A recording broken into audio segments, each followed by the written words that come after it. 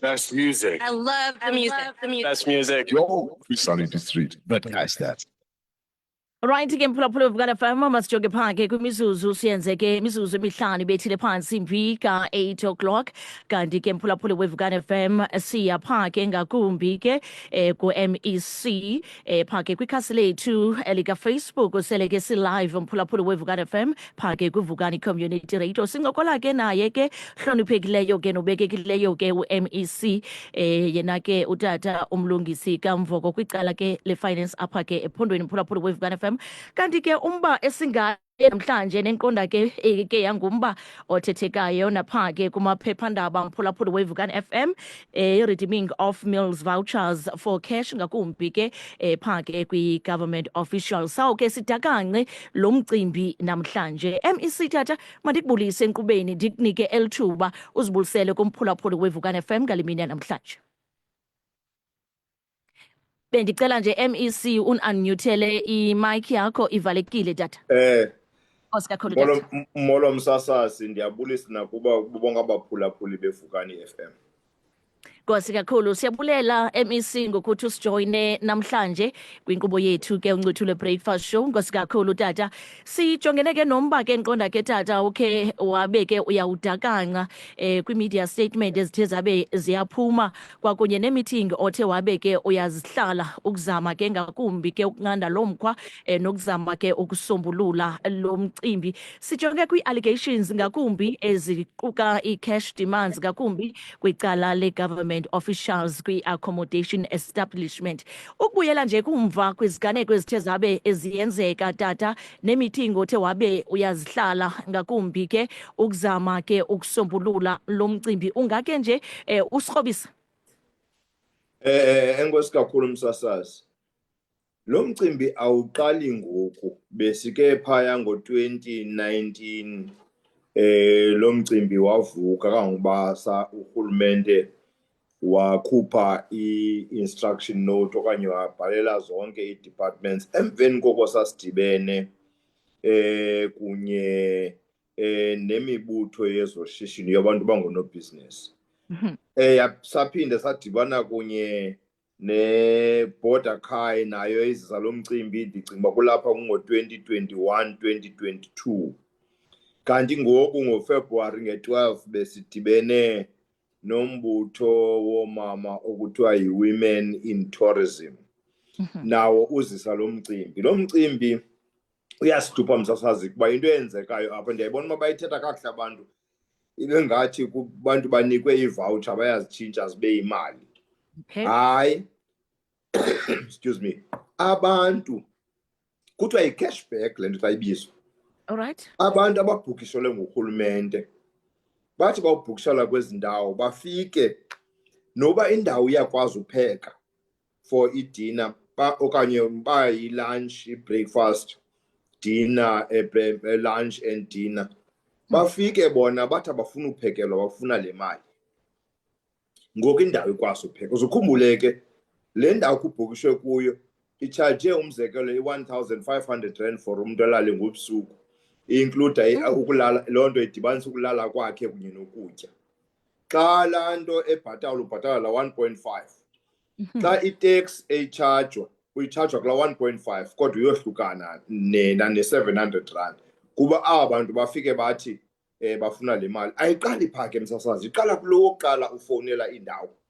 Xa bendihleli namama bayachaza into yoba uyafowuna abuze uba xa zabhukishela abantu nabantu bayi-10 bafuna uzolala apho uthi ewe nayo indawo abuze uyayenza i-cashback uthi ba uthe awuyenzi akubuyela kuwe uzawukhangelwa omnye umuntu uyabona ngabantu sebengafiki.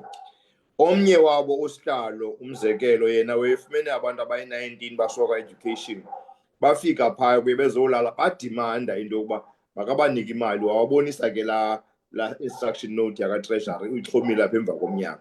Emveni koko bavuka kusasa babhala uxwebhu lento zokuba indlu imdaka ukutya kuyabanda njalo njalo kuba befuna ukhutshwa. So siyafumanisa uba litsheyina lityathanga elide msasazi liqala kulaa mntu wokuqala liyophuma kulo uyowulala ayikhethanga abantu. Okwesibini, le nto inento kwenza ke ayiyo yethu kuphela ephondweni nee-national departments zenza le nto bayakhala because nazo abantu ngoku bahla bezofuna le mali. Siyarhana msasazi into yokuba nee-travel agents zikhona kule nto uba nabo bayatsho ukuthi nee-travel agents ngoku kuyabonakala uba ingathi zinendima eziyidlalayo kule nto. So lityathanga elide na imbangi uba sibuye sizotsho kuni ke ngale nto into yoba sifuna uhlaba ukhwelo mani kuba ezinye izinto ziqala kancinci. Yabona ngoku usafuna laa mali okutya, ndiyakuqinisekisa msasazi ethubeni bazawufika bayifune yonke laa mali kubhukishwe phaa kuthi sinike le mali asolala nolala apho ube wena kubhukishwe kuwe izawubhatalwa kuwe le mali unika abanye abantu. Masiyizame ngoku, asoze sikwazi uyilwa sodwa le nto. Ndithe xa bendithetha nabantu baneendawo zokuphumla ndathi kubo le nto iqalwe nini ngokuthi ningafuni upheka ninika abantu i-200 bambosithengela isophoro.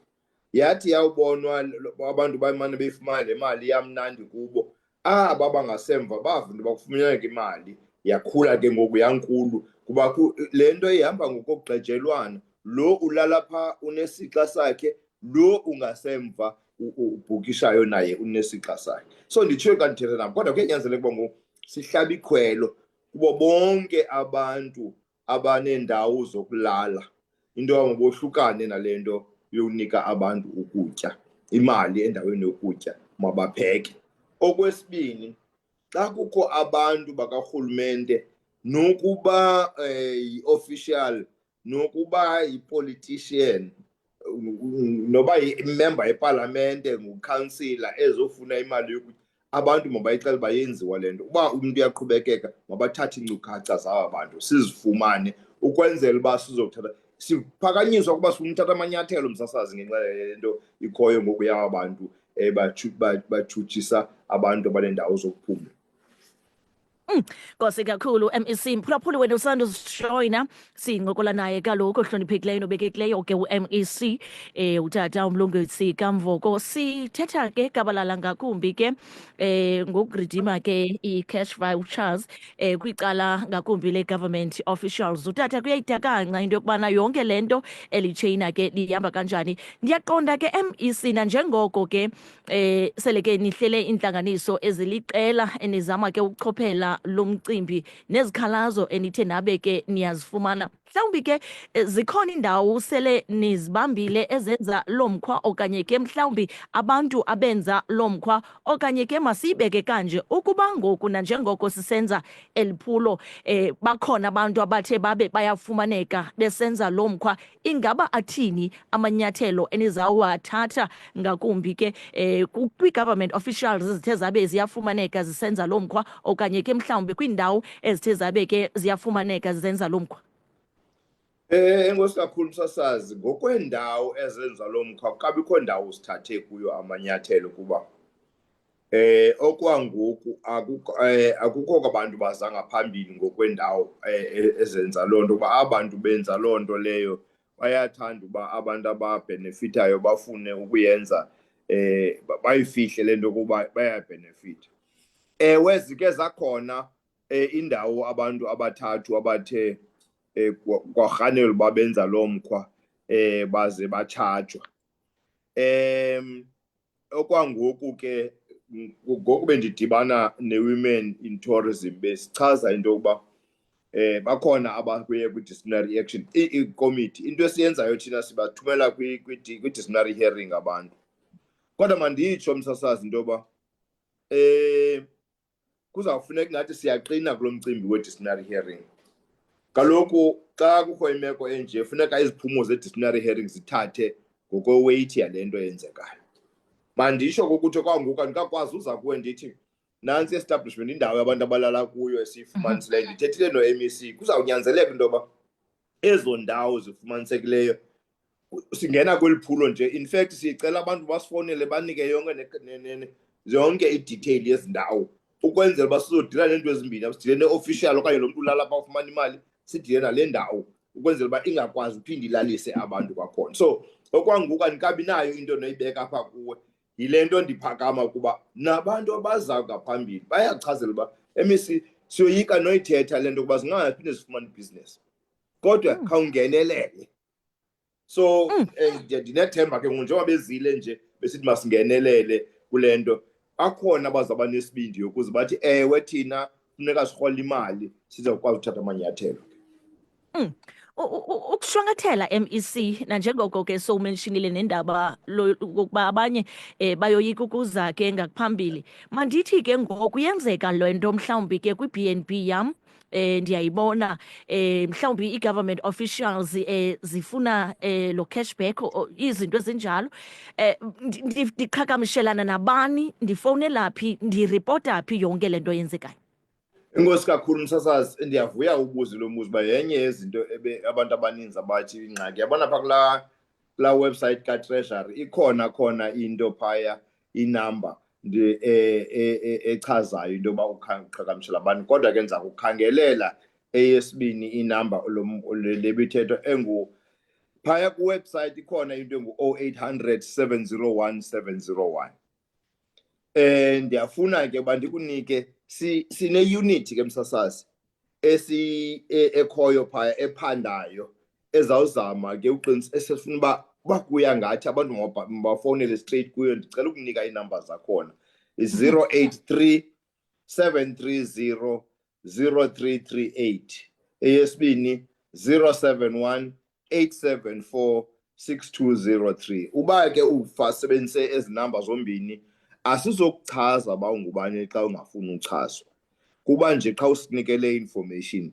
sizayifumana ke indlela yokulandela thina emveni kokuba usinike le information. Nkosi kakhulu MEC tata, okokugqibela nje ugxininisa ngakumbi ke kwezi zenzo. Ndiyaqonda ke noko ayinikezi mfanekiso mhle ngakumbi kurhulumente wethu, iphinde ke ibethe ngakumbi ke namashishini asekuhlaleni. Amazokugqibela ngakumbi ukugxininisa kulo mkhwa ingaba uthini MEC? Amazokugqibela ngokuba msasazi okokuqala ndiyacela uba sisebenzisane kulo mba. Urhulumente asozakwazi uyilwa yedwa le nto. Amashishini asakhasayo aza kufa ebulawa yile nto iyenzekayo yale cashback. Abantu bazibone sebematyaleni ngebhizinesi abaziqala enzima. Bonke abantu abanabantu abenza le nto ababaziyo baze ngaphambili basichazele baze ngamagama aze namagama wabo. Umntu uba une-cameras makasithumele i-footage yakhona. Uba kukho abantu bazawulala iintsuku ezininzi oyaziyo abafuna le nto sixelele, sawuthumela umntu azotsho apho kodwa sifuna into eqinisekileyo ephathekayo apha esandleni. Enkosi kakhulu msasazi, ndiyabulela. Nkosi kakhulu MEC, masibulele tata ngexesha othe wabeke usipha lona ngakumbi apha ke enkqubeni. Mphulaphuli weVukani FM ibinguye lowo ke MEC ngakumbi ke utata ke umlungisi kaMvoko. Nalapho ke besidakancela banzi ke iziganeko ezithi zenzeke kodwa ke beyiofisi yakhe athina amalungiselelo abazawuthi ke babe ke bayawenza ke ngakumbi ke ukunqanda lo mkhwa we-cash demands allegations eziquka ke i-government officials kwi-accommodation establishment. Thatha loo nto ke sibeka phi mphulaphuli weVukani FM ngoku ndiyaqonda ke siyaphanga ke kuvambani.